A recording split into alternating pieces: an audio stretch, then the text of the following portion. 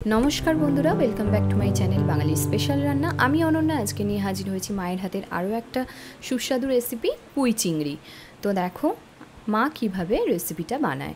एखाने चिंगड़ी माछ निये नियेছে मिडियाम साइजे। सेई चिंगड़ी माछगुलोके आगे थेकेई परिष्कार करे केटे बेছে धुए रेखेछिलो।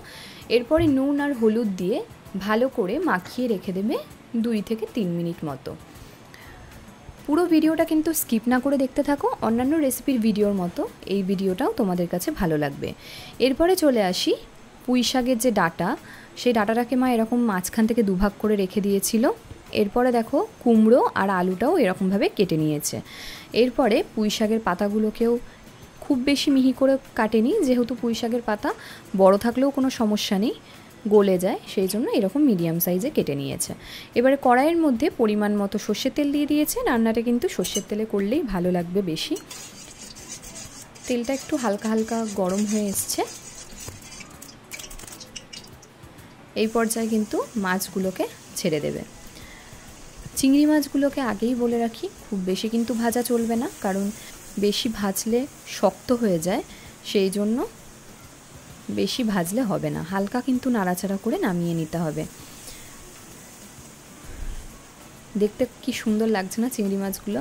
পুঁই শাকের রেসিপি তো আমরা অনেকে অনেক রকমভাবে খাই, বেশিরভাগটাই আমরা মাছের মাথা দিয়ে পুঁই শাক রেসিপি বানিয়ে খাই, বা অন্য যে কোনো কিছু দিয়েই আমরা নিরামিষ পুঁই শাকও বানিয়ে খেয়েছি, কিন্তু এইভাবে একবার আমি বলবো বাড়িতে তোমরা অবশ্যই ট্রাই করে দেখো, সত্যিই দুর্দান্ত খেতে হয়। এরপরে দেখো চিংড়ি মাছগুলো কিন্তু হালকা করে ভেজে নেওয়া কমপ্লিট হয়ে গেছে। এবারে প্লেটের মধ্যে তুলে নিচ্ছে।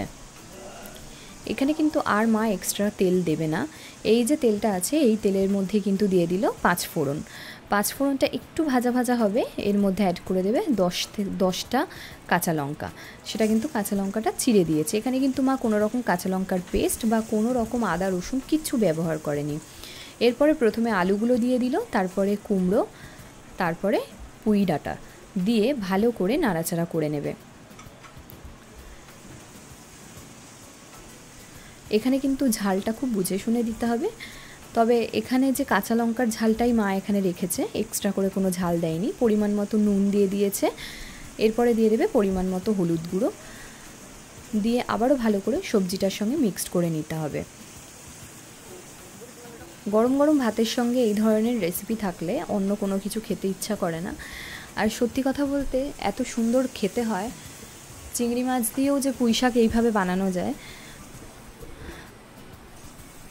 সেটা তোমরা বাড়িতে কিন্তু অবশ্যই রিকোয়েস্ট করছি বাড়িতে বানিয়ে দেখো, খুব ভালো লাগবে। এরপরে দেখো দিয়ে দিয়েছে পুঁই পাতাগুলো, পুঁই শাকের পাতাগুলো।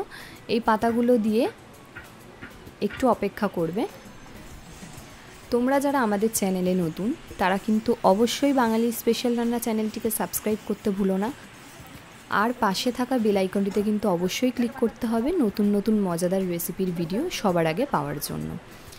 তো এখানে মায়ের একটু হলুদ আবার দিয়েছে, তারপরে দিয়ে দিয়েছে চিনি। চিনিটা কিন্তু বুঝে শুনে দিতে হবে, যেহেতু কুমড়োটাও মিষ্টি, সেই জন্য মিষ্টির পরিমাণটা আমার মনে হয় একটু কম দেওয়া ভালো, তবে ঠিক আছে। আবারও ভালো করে নাড়াচাড়া করে নেবে। সবজিগুলো দেখতে কত সুন্দর লাগছে দেখো, ভীষণ কালারফুল একটা মনে হচ্ছে। আবার একটুখানি মা নাড়াচাড়া করে নিয়ে অ্যাড করে দিল ভেজে রাখা চিংড়ি মাছগুলো। চিংড়ি মাছের যে প্লেটে তেলটা লেগে থাকে মা কিন্তু প্রতি মুহূর্তেই দেয়, এরকম যখন মাছ ভেজে তুলে দেয় ওই তেলে কিন্তু আলাদাই একটা টেস্ট থাকে।